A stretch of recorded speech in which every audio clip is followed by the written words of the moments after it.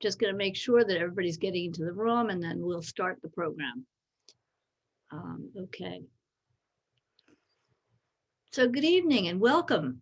I'm Elliott, Director of Programs at China Institute, and it is my real honor to welcome you to the second program of our series on the Forbidden City at 600. We learned last time about architecture and the craftsmen who worked for various emperors. So tonight, we thought we would turn to the life of the emperor. Wandering through those intimidatingly formal halls of the Forbidden City, who hasn't wondered what it was like to be the emperor of China? It seemed to us that the perfect subject for exploring that question was Qianlong, the fifth emperor of the Qing dynasty, who ruled China when it became the richest and most powerful country in the world, and also built some of the most exquisite buildings in the Forbidden City. You are in for a real treat tonight. We have two wonderful scholars with us this evening to talk about Qianlong, the ruler and the man, and about the magnificent gardens that he designed for his retirement. Mark Elliott, who's a professor of Chinese and Inter-Asian history at Harvard and the author of a definitive biography of Qianlong, is going to start us out this evening. Mark is currently Harvard's Vice Provost for International Affairs, and he has also served as the director of the Fairbanks Center for Chinese Studies. Among his many talents and skills, Mark speaks and reads not only Chinese, but also the Manchu language. And then Nancy Berliner, who is curator of Chinese art at the Museum of Fine Arts in Boston, will share with us images and thoughts about the Qianlong Garden, whose restoration was completed in 2016. Nancy is an equally amazing scholar, an art historian who really knows how to bring objects to life by telling stories. One of Nancy's most amazing achievements, I have to share with you, is that she managed to bring a Ming Dynasty house from a village in Anhui to the Peabody Essex Museum. And of course, she worked for years as an advisor on the Qianlong Gardens restoration. After those presentations, Henry Ng, who was executive vice president at the World Monuments Fund for 15 years, will join Mark and Nancy for a conversation. And during his time at the World Monuments Fund, Henry built that institution's initiatives in China, and he was a key player in the restoration of the Qianlong Garden. So he knows that place very, very well. We're going to try to cram this into about an hour. So without further ado, I'd like to hand the program over to Mark Elliott, who will tell us about Qianlong. So Mark, why don't you turn on your camera, come on to the stage, and over to you. Thank you very much, Dinda. I'm really pleased to be here. It's a great opportunity, especially to share the virtual podium with my good friend and colleague, Nancy Berliner. Let me start this out here, sharing my screen and give this a go. Okay. So we're here, as Dinda said, to talk about Qianlong primarily, and Qianlong's particularly the imprint that Qianlong left on the palace, which is the focus of the events that the China Institute is running this fall, the Forbidden City at 600, and this will continue into next year. So I've put together a few slides here to try to give you all some sense of Qianlong as a person and of what it meant for him anyhow to be emperor of China. The question that Dinda, it's a wonderful question. What was it like to be emperor of China? I think the answer to that probably depended on the day and maybe even the time of day. The emperor was powerful to be sure, but he was not all powerful. And there were many things actually that he couldn't do.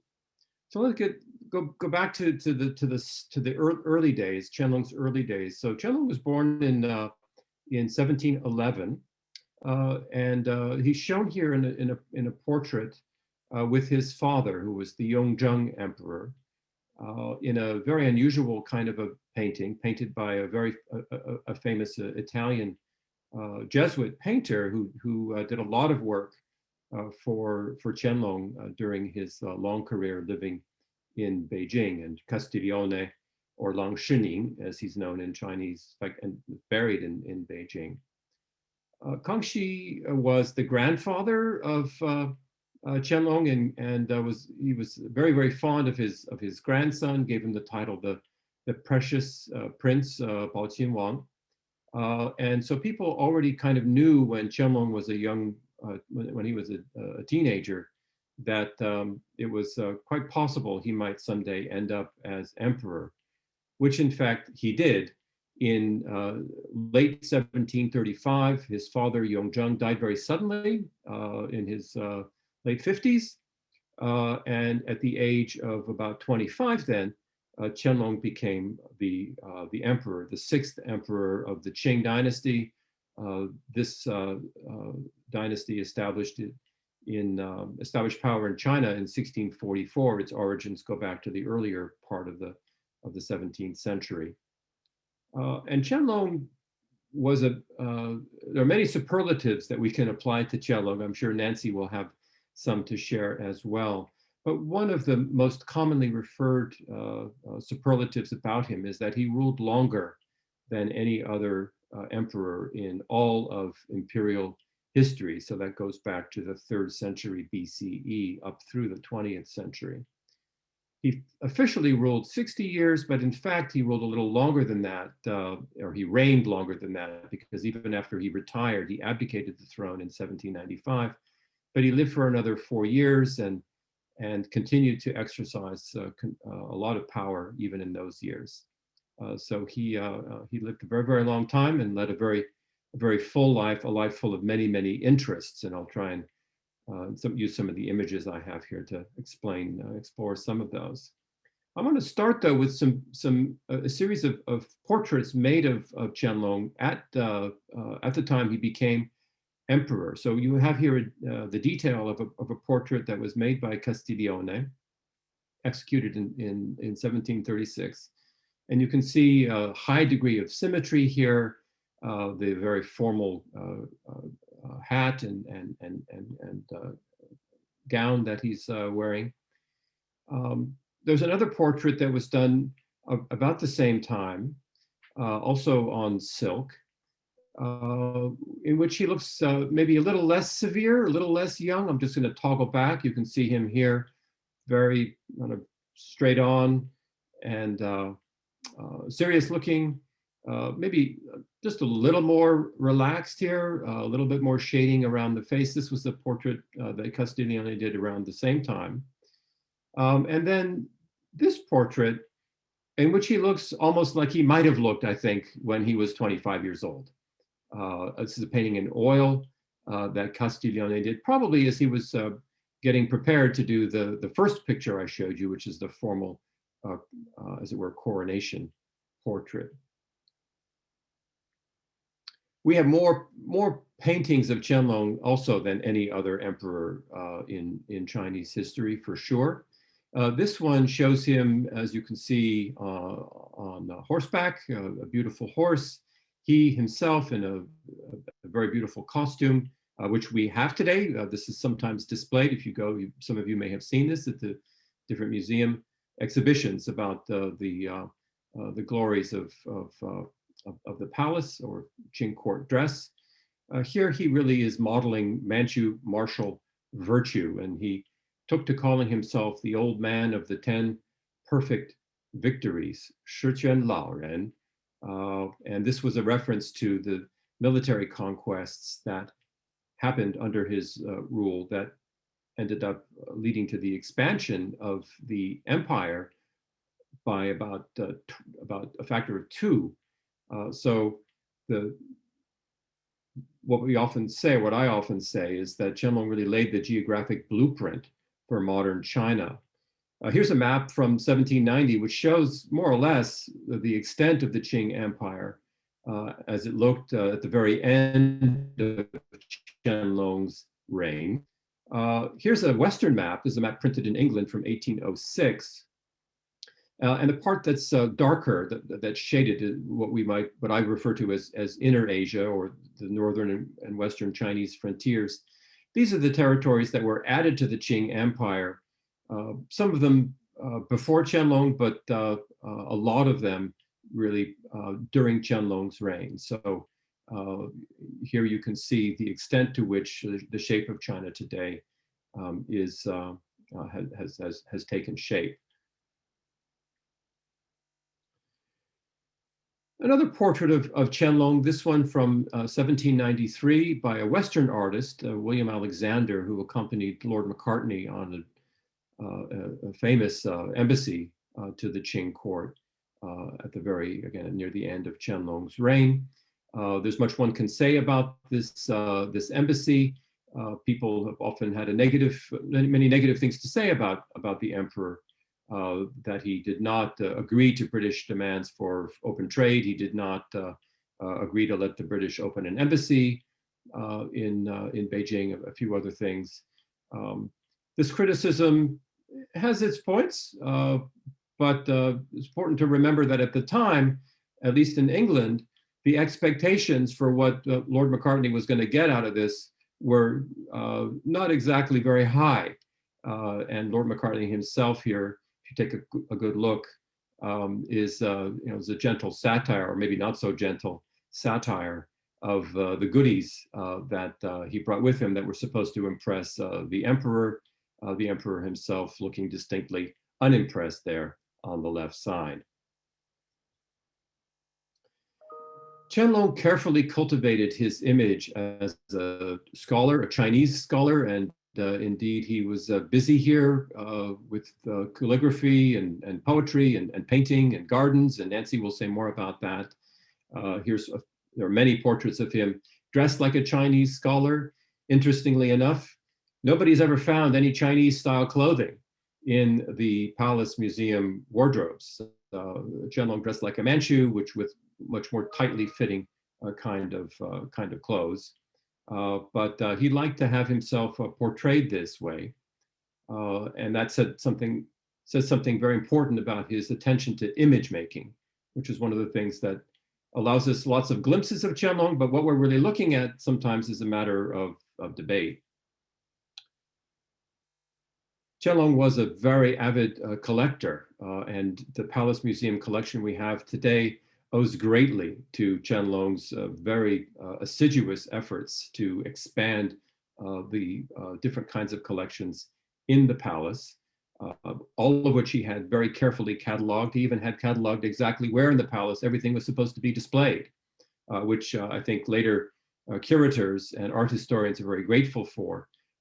Must have driven people in the palace a little crazy at the time, since the emperor seems to have been able to remember everything and would always would make comments when things were not exactly the way that he wanted to. I'm showing you this poem in particular. I think Nancy may refer back to this later. The occasion on which this poem was written was something that Qianlong, in fact, reinscribed in the Forbidden City later on.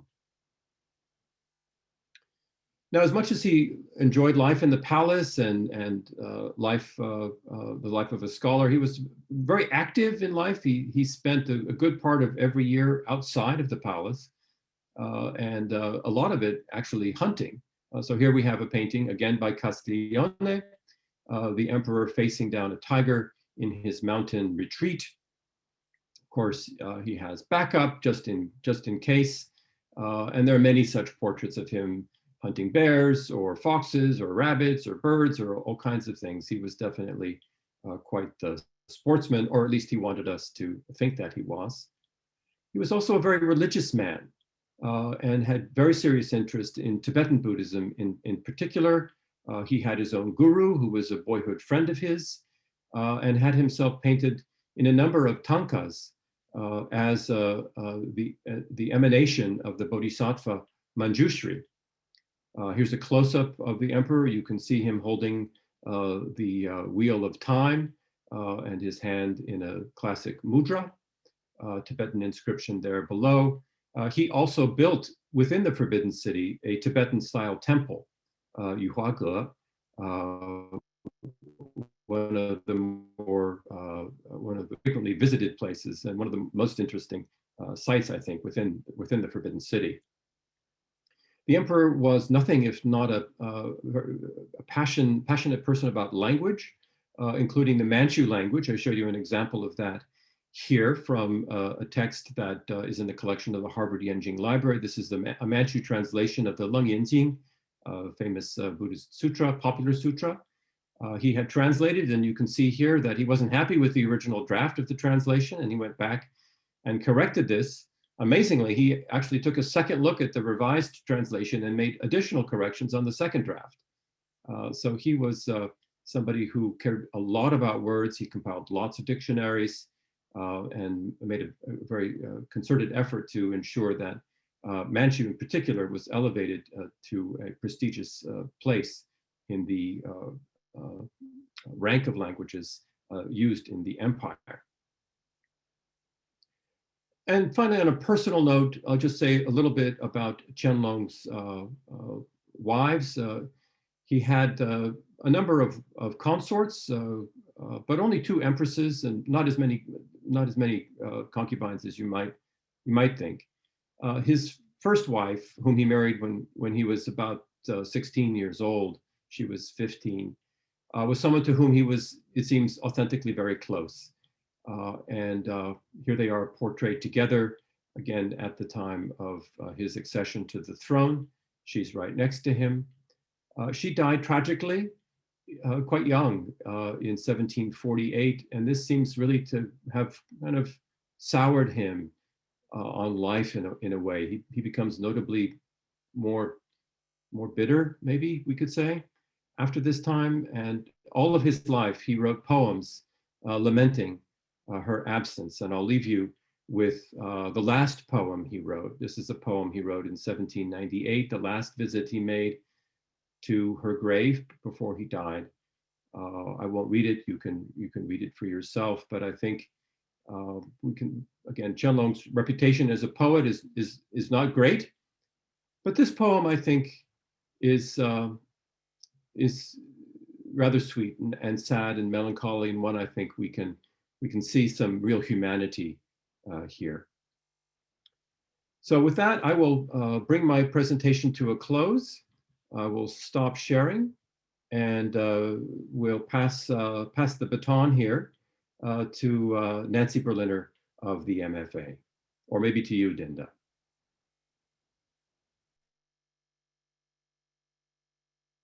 Dinda, you'll have to unmute. Thank you for telling me that. Yeah, over to Nancy in a second, but just one of the things I love so much about that is imagining you looking at the text, the Manchu text that Qianlong had edited because he didn't like the translation, and that you could read what he was saying and how he was correct. I just love that so much. But anyway, that was fabulous. Thank you. Now, Nancy, over to you. I'm going to disappear again. Okay. Great. Thank you, Dinda, for bringing us all together. It's such a wonderful opportunity to travel back in time and to travel to China, which unfortunately none of us have been able to do for months on end. And I'm going to take you today to a place called the Qianlong Garden. And this is a place that the Qianlong Emperor created.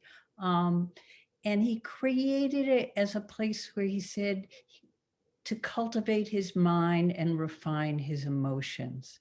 So let's dive in there now. Sorry. Here we go. And I want to start with this picture. This is an image, believe it or not, taken in the Forbidden City.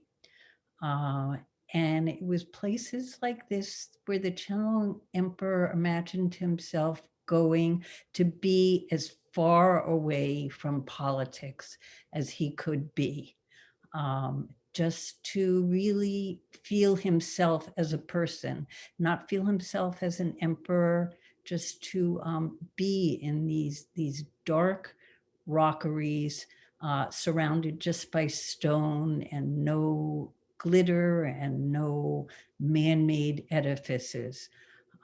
So just an image to give you as we start to wander through this space, and just to compare this space here with the rest of the Forbidden City, which you see on the right. The rest of the Forbidden City is all straight lines, rectangular.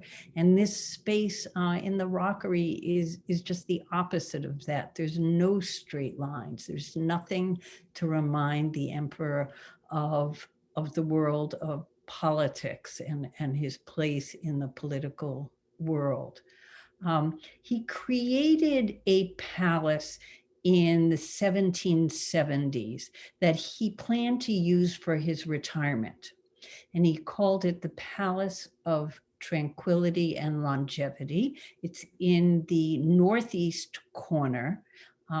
And the concept was that he would retire after 60 years of reign and live in this area. It didn't really happen, but that was the concept. And he wanted to retire after 60 years because he didn't want to reign any longer than his beloved grandfather, the Kangxi Emperor.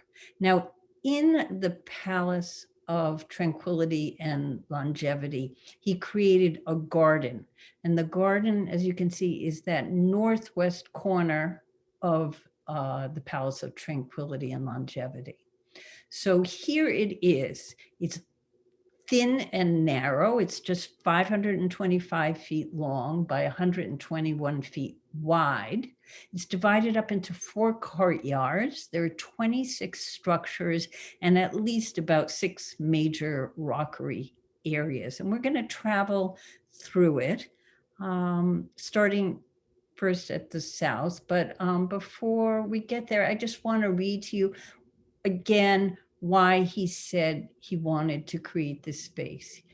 In 1776, he said, "In my 80s, when I'm exhausted from diligent service, I will cultivate myself, rejecting the worldly noise." So let's go in there with him now. And as we go through this space, I'm going to be telling you about different ways that this emperor spent his private time. He enjoyed being a literati there and pursuing literati pursuits. He also had spiritual pursuits, and the man also had it seems to me, a great sense of humor. And so he also entertained himself and planned for entertaining in these spaces. So here we are at the entrance. It looks like the entrance to any other area of the Forbidden City, big red walls with these gold brass knockers. And the name of this gate is Yanqi Men, which means the gate of extending auspiciousness. And we're going to open these gates, and what we see is something completely different than we usually see when we open gates in the Forbidden City. We see rocks and rockeries. And as we get a little closer, we see this pathway. And instead of a straight pathway, like all the other corridors and pathways in the Forbidden City, this one curves down in a mountain. And in China, rocks and mountains, rocks were meant in gardens to substitute for mountains. The mountains were the places with the ideal location in China for a cultivated person to be. It's where the immortals lived. It was where people went to meditate. In Europe, often people thought of the mountains as something wild. We call it the wilderness in Europe and America. But in China, it was the most ideal place to be, and it's where people wanted to escape. And so here we have the emperor wanting to escape and cultivate himself in this space. Now we're in the first courtyard. And on the eastern side, we see more rockeries, but on the western side, we see this little waterway. And for people in China, particularly literati, if they see a little waterway like this, they immediately think calligraphy. And not only calligraphy, which was considered the highest artistic pursuit among the literati, but not only calligraphy, but they think about the year 353, when the greatest piece of calligraphy was created. And Mark showed it to you earlier, or that was a copy of the original from 353. And that piece of calligraphy was created when a group of men got together, all literati, officials, poets, calligraphers. They got together along a stream, and they floated cups of wine down that stream. And if the cup of wine came to the bank next to you, you had to write a poem.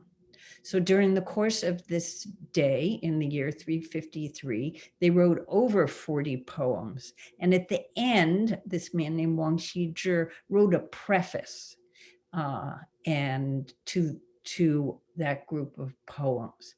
And here we see the first bit of it, just giving the date, which equates to 353. And this piece of writing was considered the greatest piece of calligraphy, and anybody who studies calligraphy in China must learn to do this piece of calligraphy. But because it was created along the stream, the Qianlong, and because the Qianlong emperor loved the calligraphy, he created a bunch of these fake streams in gardens around the Forbidden City. And so this is just right there in the first courtyard to say, I am a literati, I respect calligraphy, and calligraphy is one of the things I want to pursue. And there is calligraphy all over the Qianlong garden, all over these 26 structures, including one structure where the walls are just carved copies of Qianlong's emperors. As Mark said, he wrote 44,000 poems. And so some of them are carved into this one building. Now, in addition to these literati pursuits, as I said, there were spiritual pursuits. They were his opportunity to go into the mountains and cultivate himself through these rockeries. This is a wonderful rockery. It's the third courtyard, which instead of being an open space, is a space completely filled with rockeries. You see it over here on the right. There are buildings on all four sides, and the space in the center is all rockeries. And you can, this is just from one of the buildings looking over the rockeries to another building. This is from up above those rockeries looking down to another building. And this is inside one of the buildings looking out. You have no sense you're in the Forbidden City. You look out and all you see are rocks. I'm going to quickly take you into a little space that's not really considered part of the Qianlong garden, but it's on the edge of the Qianlong garden. We're in the first courtyard now. We're looking east. And if you go behind those rockeries there, you come to another little space here. It's never really been published, and so I don't have any photographs of it. It's called the Hall of Fragrant Snow, which I think is a fabulous name. You think of the smell of snow. And it's a box. It's about maybe 15 by 15 feet. And the front of it facing south just has cracked iced windows that look out to a little courtyard. And then there's another little window here on the side. But if you go inside, it is completely filled with rocks, real rocks, just like the rockeries elsewhere. The only non-rock object in there is a little cushion on top of a rock where the Qianlong emperor would sit and meditate. So, but we need to move on, I'm sorry. And so if you go up these rockeries and come down, you look down on that wonderful waterway here. But if you go back down the steps, you come to another doorway. And this is a doorway into a Buddhist shrine. So in addition to all these rockeries, there were many, many Buddhist shrines throughout the Qianlong garden. I'll briefly take you into this one building that was a Buddhist building called the Supreme Chamber of Cultivating Harmony. This was a little space where the Qianlong Emperor would sit and meditate. As you can see, the opening here is in the shape of a lotus petal, also a reference to Buddhism. Often people call these moon windows, but in fact, other people have believed that these type of shaped doorways might be a reflection of going into a grotto rather than anything to do with the moon. And I think that is probably the origin of these type of doorways in China. Now, if we go upstairs from that small meditating room, we have these wonderful images all lined up. Each one is about 5-6 feet high. And these are Buddhist images of 16 Lohans who were enlightened beings. And you can see, I think maybe, these are not white paint. These are not painted. These are actually cut jade that has been adhered to black lacquer, incredible feat of jade carving. And one of the images, one of the Lohans, reminds me of the Qianlong Emperor sitting in his grottos meditating.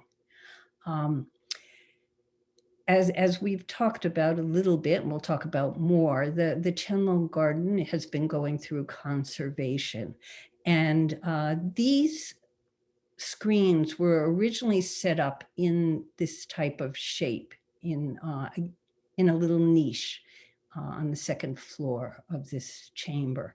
When they were removed for conservation, there was a big surprise because on the back of each of these panels were these gorgeous gold lacquer designs. And fascinatingly, they still look absolutely brand new because they never saw the light of day. For some reason, the Qianlong Emperor looked at them and decided this was something he didn't want in the garden. He just wanted the Buddhist images. So there's a detail of one of them. They're just gorgeous objects. And there's many other images and references to Buddhism. Unfortunately, we can't see all of them because we don't have time, but we're gonna quickly go through and look at a few more details in these wonderful buildings. This building is called the Studio of Exhaustion from Diligent Service. And this was a theater. And here we start to think about how the Qianlong Emperor was thinking about entertaining himself. Here we are in this little miniature theater. It's a theater built for one, which is the Qianlong Emperor. And so he was just going to sit here and be entertained on that little stage there. And you can see all the walls and the ceiling here are painted. And they're painted in a trompe-l'oeil style. It was a style that was brought to the imperial court by, as Mark mentioned, Castiglione, a Jesuit priest who was a fabulous painter. And in fact, he was the Qianlong Emperor's favorite court painter. And he taught the other artists within the imperial court to do these trompe-l'oeil paintings. And just want to show you a few details. That's a crane looking through a moon or a grotto window. This is all painted. This is some of the wisteria on the ceiling. The ceiling is meant to look like a trellis, a bamboo trellis with this wonderful wisteria hanging down. Here's a detail of some of the painting, and you can see it's done in a very European style. It's Chinese materials, but you can see the light bouncing off the round bamboo, which is not something that the Chinese would have done before Castiglione introduced these. And just one parting shot of this fabulous room. And again, this looks like bamboo lattice, but in fact, it is also trompe-l'oeil because it was made out of hardwood and then painted to look like bamboo. And there are more of these trompe-l'oeil paintings all throughout the garden. There's more in this garden than there are anywhere else in the palaces.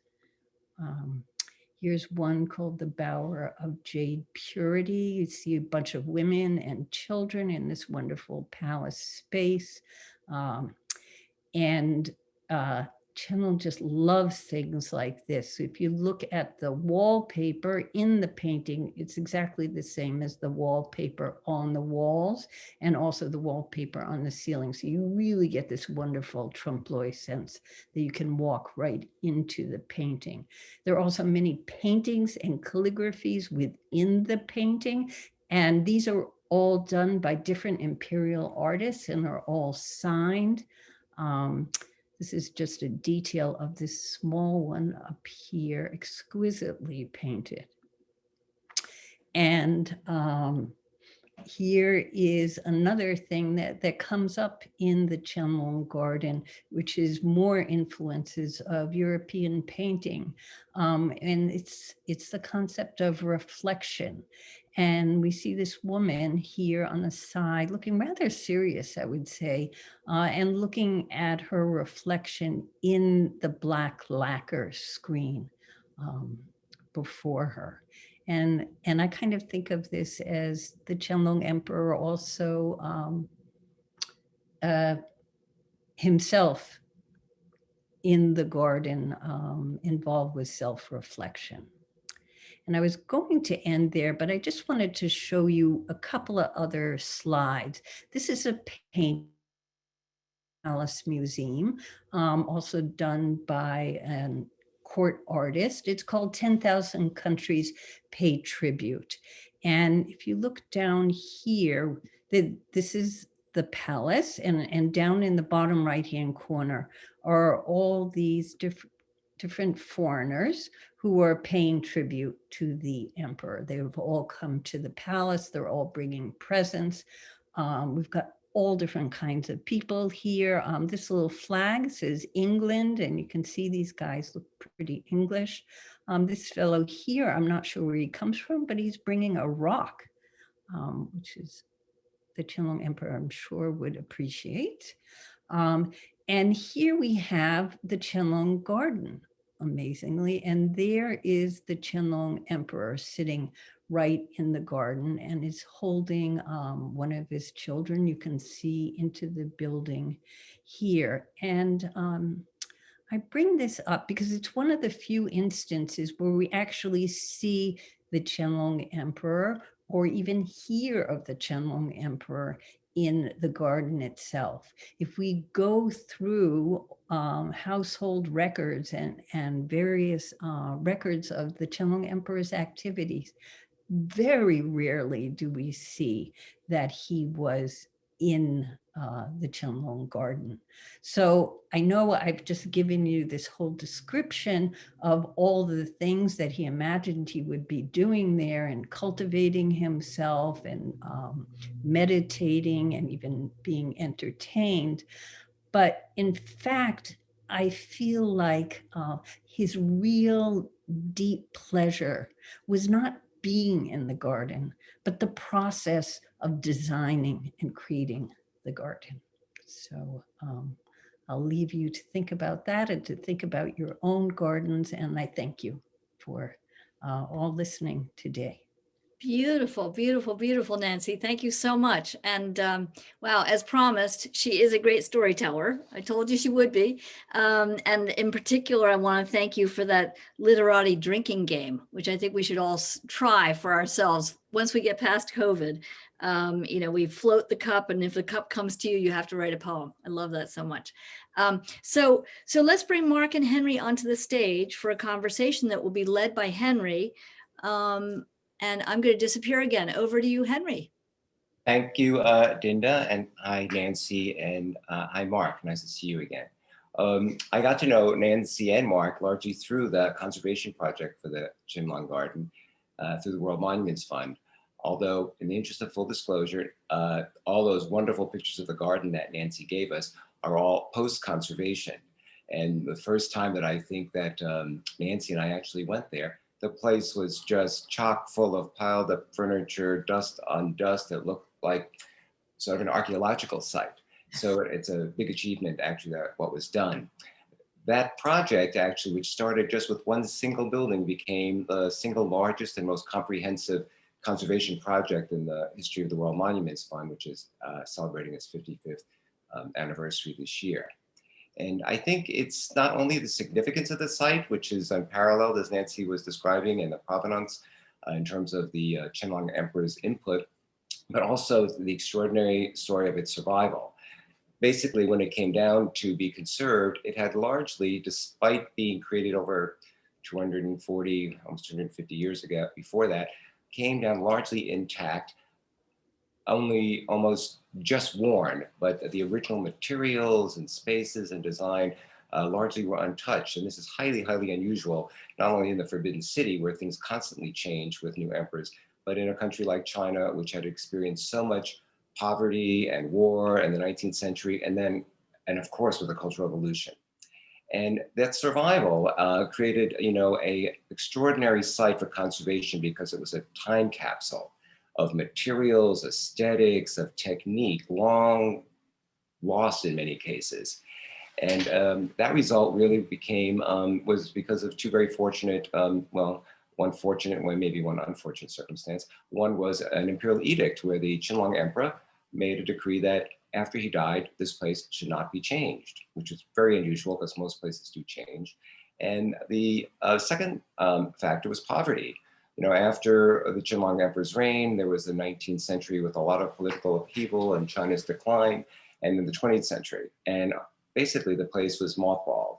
When we went into it, it was as if the last emperor, Puyi, turned the key, closed the door, and then left the Forbidden City.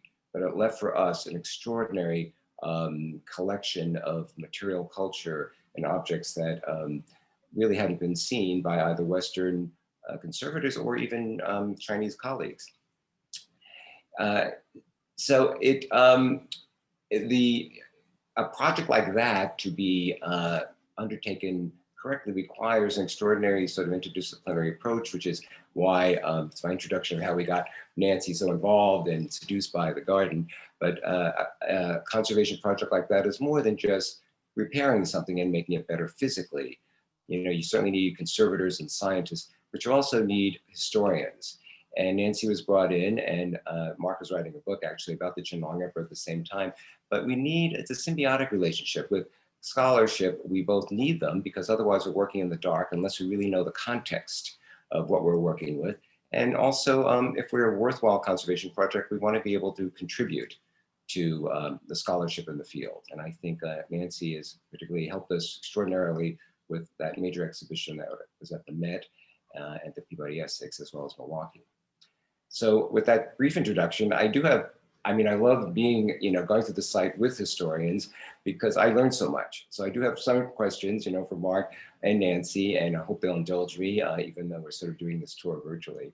But I do still have my curiosities, even after being involved with that site for 15 years.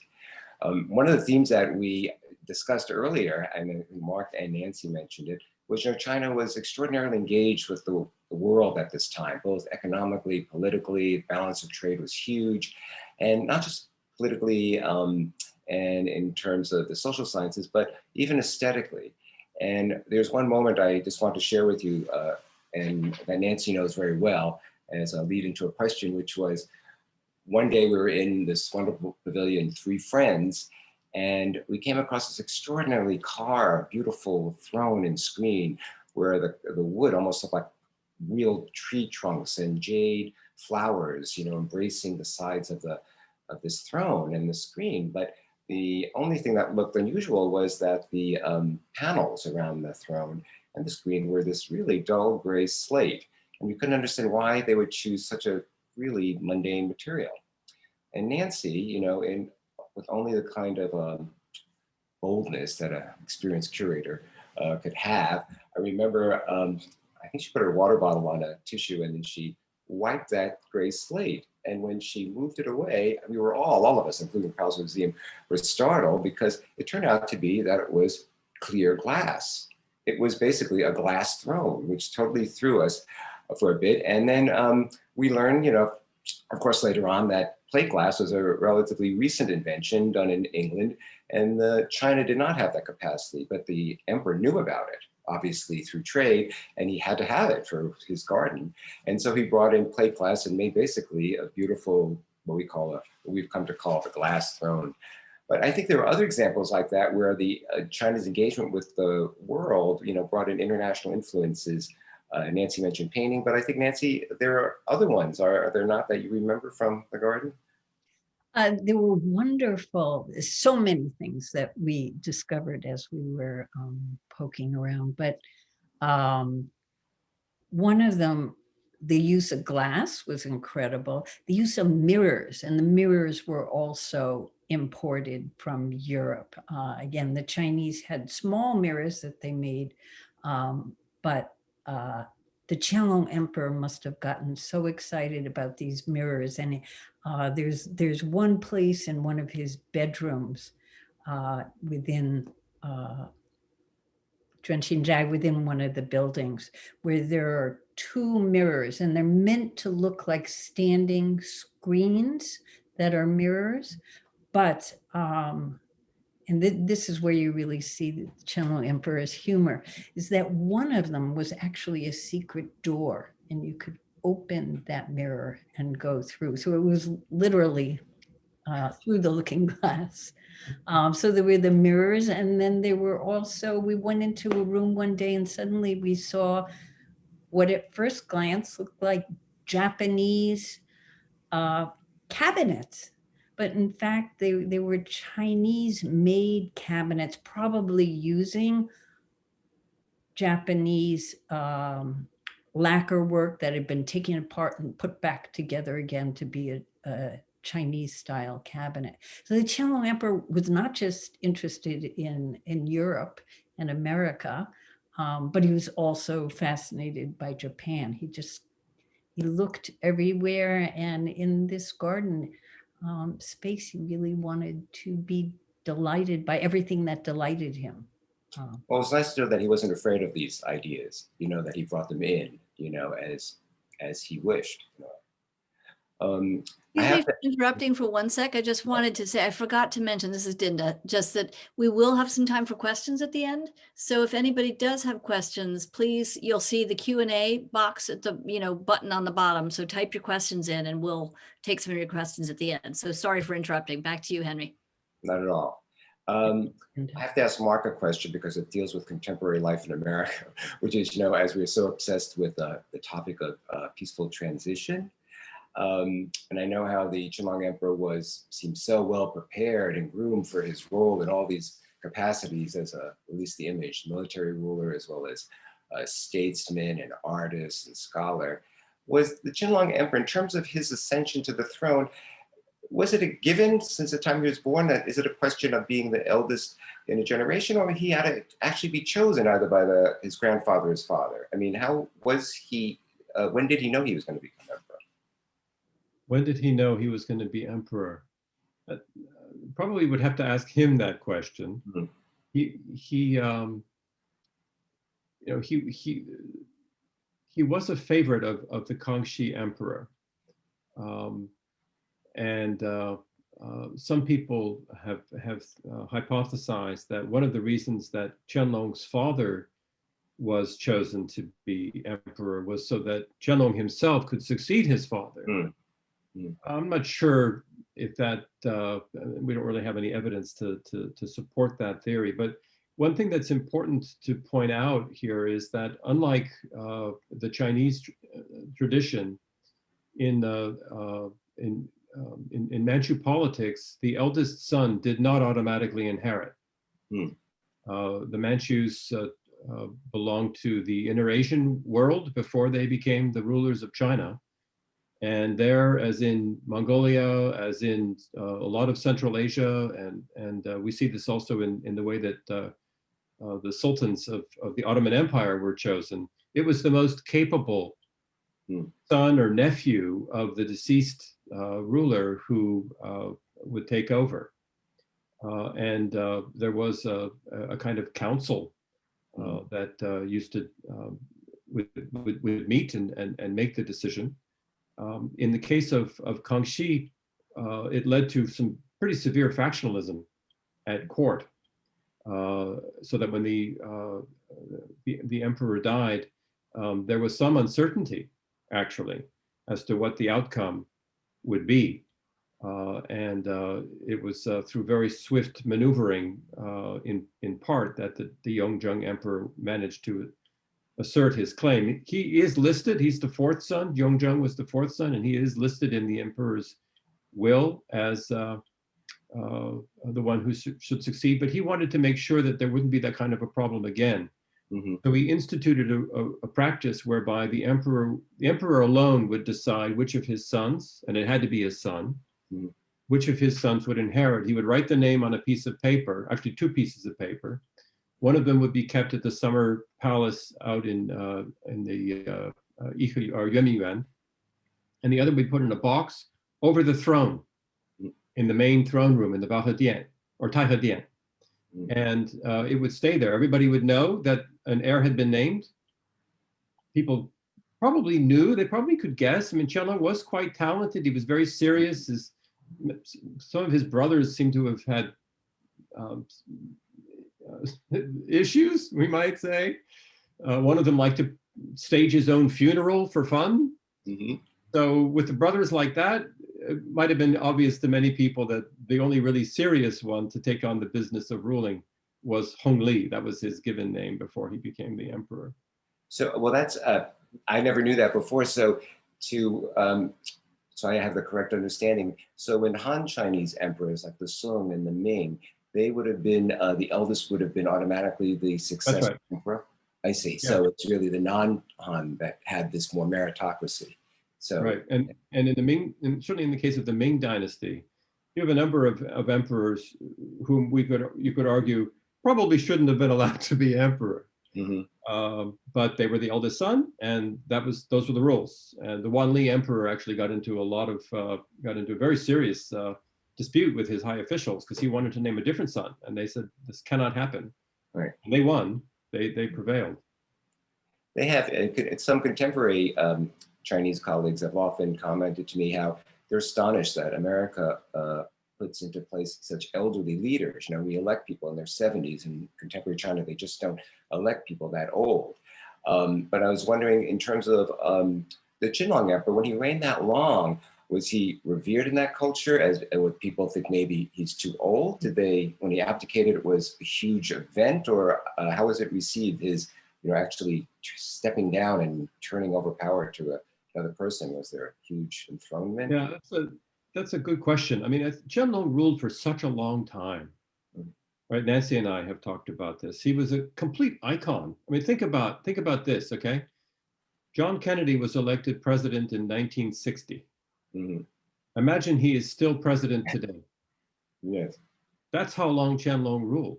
Extraordinary, yes. So he was like an Elizabeth I or Elizabeth II for that matter. Somebody who bestrode the age. So when he abdicated, and as Nancy said, he did so he wouldn't outshine his grandfather. There was a lot of fuss made, and there was a special rituals had to be invented, and a title for him, and a new seal. So you look on many of the paintings, you'll see Taishan Huang, which was his new title. But he never really let go. And he was supposed to move into this wonderful compound that he had spent a lifetime designing. And I completely agree with Nancy, with what you said, that what he really loved was the making of it, the creating of it, design. As far as we know, I think you were the one who told me, he never moved in. No. He never lived there. No. And so even after he abdicated, he effectively still ruled the country in terms of lawmaking and proclamations. The son really didn't take He over. ever didn't make laws as such, but you know, he retained behind the scenes influence that you know, I think everybody knew who was still calling the shots, even though his 15th son, the Jiaqing emperor, had taken over. But within the court, and this is the telltale sign, in the court, dating continued to happen in the Qianlong reign years. Mm-hmm. So on the outside, after Qianlong 60, then it goes to Jiaqing 1, Jiaqing 2. In the court, Qianlong 61, Qianlong 62, Qianlong 63. Right. You and Nancy have given us a very sort of comprehensive view of Qianlong and in terms of his longevity and his impact. And my own information, of course, is only from English. But in terms of China, Chinese historians and Chinese, the general public, do they have the same view of Qianlong as Western scholars do, or do they have different criteria for judging leaders? He's become a cultural icon again. I mean, he's been on the television show after television show with huge audiences. Mm-hmm. So he's taken on he's well respected, you mean? Yes, and artwork and porcelain made under his reign is just the rage, and really, and the style. He really had an aesthetic, and it lives on today. Mm-hmm.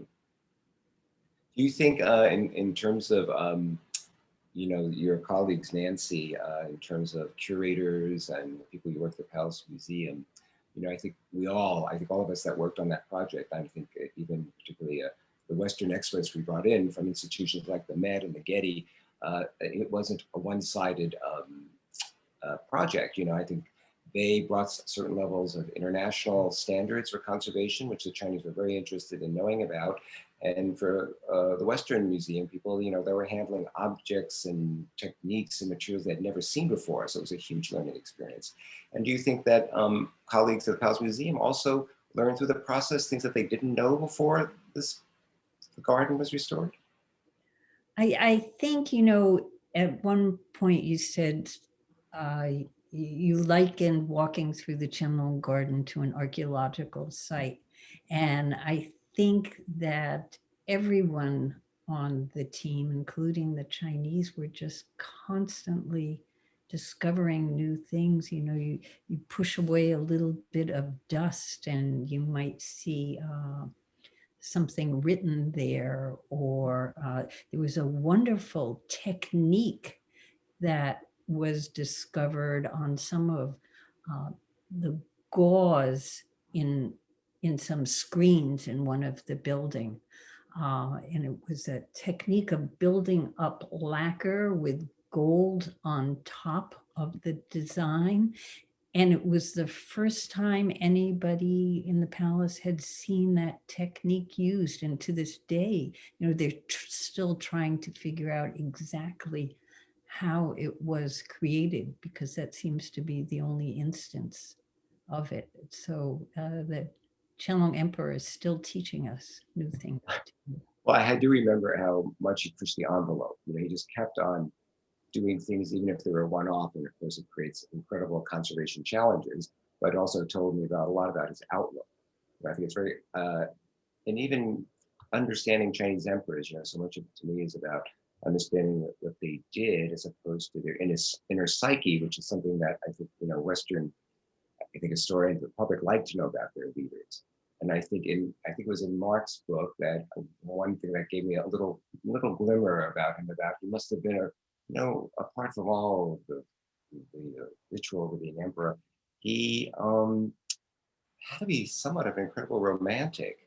When I read about the way he treated his mother and took her on trips and had operas for her and she watched operas with her in the Forbidden City, and then his wife, who, as Mark mentioned, he still was writing poems to her, 50 years after or 40 years after their death. But I think maybe Mark, was it in your book too? He had a great affection for his daughter. He had a daughter that he really thought was exquisite, and maybe she should have been empress. You know, that's what he said, Princess Huxiao. Yeah, it's true. And when I read that, I thought, I thought there should be a Broadway play or musical about the women in Qianlong's life. But I think it must have shown those three women. Oh, sorry, go ahead. I'd be happy to discuss what that would look like. But I was just, touched by the fact that these women from all generations, his mother, his wife, and his daughter, they all meant something really, they were very important in his life. It's quite true. Yeah.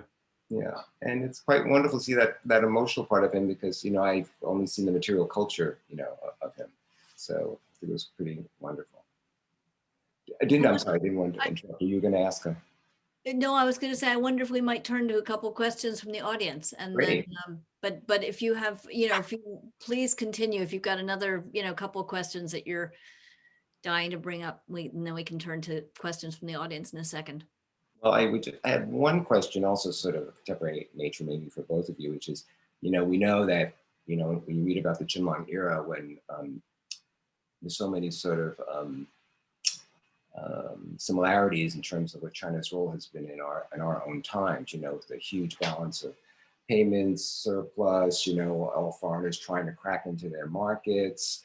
I was wondering if the Qianlong Emperor ever gave an edict or a commentary about those that international environment and attitudes toward China that actually has any relevance to what's happening now to China, and the way the West sees it, or is he just totally above all that because he felt he was the center of the world? Well, and I see that, Henry, I see there's a question that's kind of on this topic in the Q&A. A lot of questions there for you, Nancy, about how do I get to visit the Qianlong Garden? So you think about how to answer that. Where we mentioned Qianlong's reputation today, he's all over the TV court dramas and he's a brand name. Things are being named for him. Artwork created during the Qianlong reign has increased in value dramatically. 20, 30 years ago, he did not have this kind of cachet. And his main claim to fame, as it were, was infamous in that he had dismissed the British ambassador, Macartney, and had said, we don't need any of this stuff. We don't need your fancy planetarium and your spring wheeled coach and this kind of thing. And this was seen as Qianlong effectively dismissing not seeing what was coming in terms of the technological changes of the industrial age of the 19th century. And had he been perhaps more accommodating of British requests, which were very politely made and they were politely received, and the emperor wasn't expecting this visit, and he could have just said, actually, I don't have time to meet you. I'm a busy man. But he did met with them a couple of times and accepted their gifts and took care of them the way that they generally took care of foreign missions. But the expectation was that they would go home, right? Mm. So when he did not go along with what the British were hoping for in terms of expanded and improved terms of trade and arranging for an embassy, as I said, of course, later on, 40 years later, we have the Opium War. Mm-hmm. And the balance of power, the balance of trade, a lot of things have changed in the world. And the complaint is that Qianlong should have seen that coming. He was not uninformed about world affairs, mm-hmm. But certainly he did not see that there was a need for a state as powerful as the Qing. Many, many, many times larger than Great Britain, with a much larger economy and 320 million people. It did not occur to him that this was something he needed to be mindful of. And maybe we hold that against him. On the other hand, I'm not sure we should expect our leaders to be able to see that far into the future. So there's a debate about this that's ongoing. I did my best in the biography of Qianlong I wrote to provide kind of two sides of the coin thing. But I have to tell you, in most of my conversations with Chinese friends, Chinese colleagues, I haven't persuaded very many people that Qianlong was actually justified in dismissing the British embassy. Most people continue to think that that was a bad mistake on his part that cost China dearly. So it's now 8:05, and I just want to, recognize people's time. We're supposed to stop at 8, but this is way too wonderful to stop right now. So I would suggest let's continue to 8:15. I'm going to throw out a couple of questions from the audience, and then we'll conclude. So a question, I guess, which is maybe for both Nancy and Mark, is, you mentioned that Qianlong never did retire to those gardens, I guess. And so I am wondering, did he ever have a chance to meditate in those gardens? Did he ever use them? But if he didn't move into the gardens, one of the questions from the audience is, where did Qianlong live in the palace versus his successor, the Jiaqing emperor, at the same time? And then this person is also asking if that was a palace cat in the Qianlong garden in the first photo. But let's address the question of the Qianlong, whether he ever used the gardens, and where did he live? The one record that we do have about the Qianlong emperor using the garden is that he held a banquet there for some Mongolian dignitaries. He must have spent some time there because there are pieces of calligraphy that he did there. But, and he certainly would have gone through while it was being built. So why didn't he ever retire there? Did he essentially die in office, or what? I think you may have said, but I missed it. Well, emperors always die in office. Okay. Well, yes, right. I guess that's right. Sorry. But so why didn't he retire or spend time there? I think the reason, and Mark, you can correct me, the reason he didn't really retire ever is he just didn't want to give up control and power, and he had a vision of the way. I guess, as Mark said, that was not what was done anyway, and that might have been, just as you said, Nancy, he enjoyed designing and building the garden.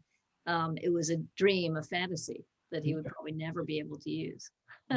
The abdication was more than anything a show of filiality, right, where he did not want to outshine his grandfather, and much was made of the fact. And he had said, I forget if it was 10 or 20 years before, if I should be so fortunate as to live that long, when I get to my 60th year, I will step down. And he made a big deal about doing that. But I think that the habits of a lifetime, well, I can say from experience, they're hard to shake. I'm nowhere near Qianlong's advanced age, but I think that was, the garden was a place for him to go, perhaps to escape. I having been through those spaces together with Nancy and Henry, they do transport you away from the mundane world that Qianlong had to inhabit all the time. And that the burden of that must have been very great, as it is for anybody in such a position. And surely this was a place of escape for him, a place where he could indulge some of his playful whims. I remember so well that you showed me, Nancy, the door that's a mirror, or the mirror that's a door. So I think that probably Qianlong would say that the garden did for him what he wanted it to do. So there are, as you mentioned, Mark, there are several questions about, are the gardens open to the public, and also about the rocks. Sort of a couple of people are asking, are they actually real rocks, or are they concrete or some other substance? Talk about the rocks for a second. The rocks, even they're called in Chinese fake mountains, jiashan, but they are indeed rock, but they're not one rock. You know, they look from a distance like it's one mass of a rockery, but in fact, it's many pieces of rocks, many of which were transported from all over China, many from the southern China.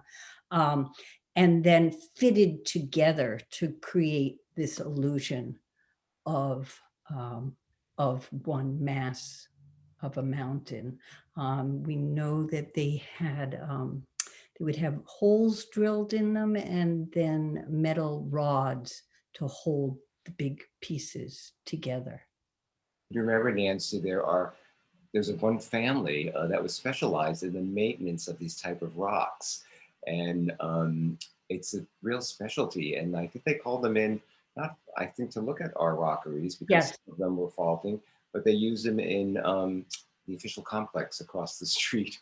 I forgot the name of that family, but they are like artisans who have been doing it for hundreds of years, the same family, multiple generations of craftsmen. And share for a second, Henry, you know, you had talked about the fact that the restoration project itself really did help to revive and save some of the traditional crafts that had almost completely disappeared. Can you share a little bit about that? Some of the people who were found who came in and. Yes. Well, a number of things were, I think one of the challenges in the garden is that many really fine techniques that the Qianlong Emperor loved, things like inner bamboo skin carving or poisoning, lacquer, often done on smaller objects. In many cases, he sort of supersized them, for a different word, into architectural scale. So you had whole rooms, a room of biggest pieces of cloisonne in the Palace Museum, or inner bamboo skin carving, which is normally used for brush pots this big, became a whole frieze in a room. So finding people, you know, those craftsmen that he brought in, particularly from southern China, were the finest of their time, but that level of quality has not been used in China well since imperial times. So there was a great search at the Palace Museum using every resource, going to particularly southern China, looking for people that could actually handle this material. And they could find people actually that knew the material, but what they didn't know is the transition from not creating new things from bamboo, but how to restore old, you know, and repair it. So that's a whole education in terms of, I think, the project in terms of conservation, not just, you know, replication. But they did find people for inner bamboo skin carving, double-sided embroidery. We have not found somebody, as Nancy said, for that lacquered gauze, which is still a mystery object to all of us. Mm-hmm. So unfortunately, we're just up against the clock. And you know, this is just so fascinating. We could go on forever, but I'm going to grab the opportunity to ask you all the last question and throw it out to all of you, which is, why should we care about all of this arcane stuff? You know, at a time when US and China tensions are high, et cetera, and you know, we're facing off as strategic competitors, is why should we be interested in things like the Forbidden City and Qianlong? What difference does it make? Anybody? What difference does it make? Well, I'll give it a try, and then I know Nancy will have some important things to say here too. You know, I think that the answer I give is the answer I would give to any question about, you know, why it is that we study the past. Why does history matter? You know, there's the innate fascination of different times and different places, and whether you're American like myself or you're Chinese, the past is always a foreign country. It's different. It offers a chance to learn and expand your horizons, but it also gives you a perspective on where we are today. And here I come again to the point that I made and Nancy also made about the power of the emperor and the power of empire in the 18th century. And we are now looking at a China that is newly powerful and asserting its place on the world stage in a way that we haven't seen since probably the 1700s. As a historian, I would say that there are things we can learn about the way that China looks as a powerful country, a country that is dominant in its part of the world. If we look at how that world, what that world looked like the last time we were in that kind of a situation. And in fact, I would say that the experience of the preceding, let's just say the period between the Opium War, so 1839 to, I don't know what date you want to give it, but you know, the turn of the 21st century or something like that, that 150, 160 years, that's an aberration in Chinese history, because China, for most of its history, it's had the largest economy of any country in the world. It's been the most powerful country in the region, and a player on the world stage. We're moving back into a time when that will be true again.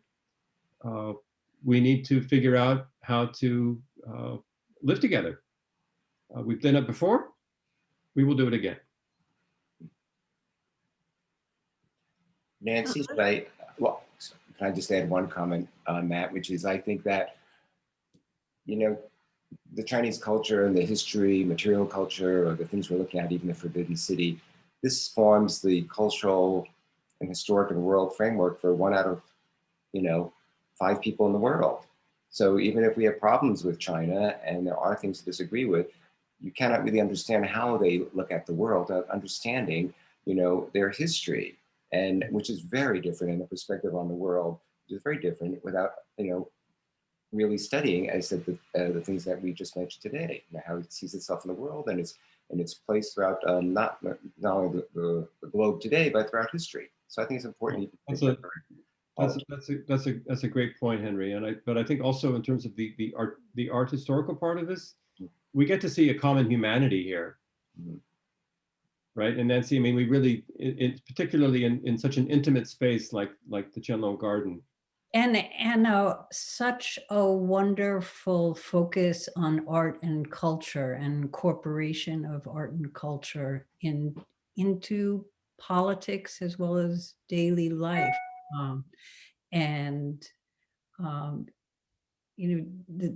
The Qianlong Emperor was a great collector as well as a great producer of fabulous art. He was innovative, and even though, for instance, among his 44,000 poems, they're not the greatest poems. He wasn't the greatest calligrapher, but he respected great art, and he was passionate about it, and he was into being innovative and cutting edge in the arts, and he also respected the past as well, and there's a lot to learn from that. Let Nancy, that that idea that a leader, to be a leader, had to incorporate culture and aesthetics as well as the people, as well as just politics and economics. That's what he thought a great emperor was. It's nice to feel that. How lucky we are to have you all tonight. Thank you so much. I am just basically speechless, but it was so wonderful. And I hope you'll all come back again. We are going to do a third Forbidden City at 600 program in a couple of months. It's going to be looking at the Palace collection. We're very excited about that. So I hope you will all tune into that. Thank you so much to the audience for tuning in. And thank you again. Thank you. Thank you, Dinda. Nancy, Mark. It's a pleasure. Thank you.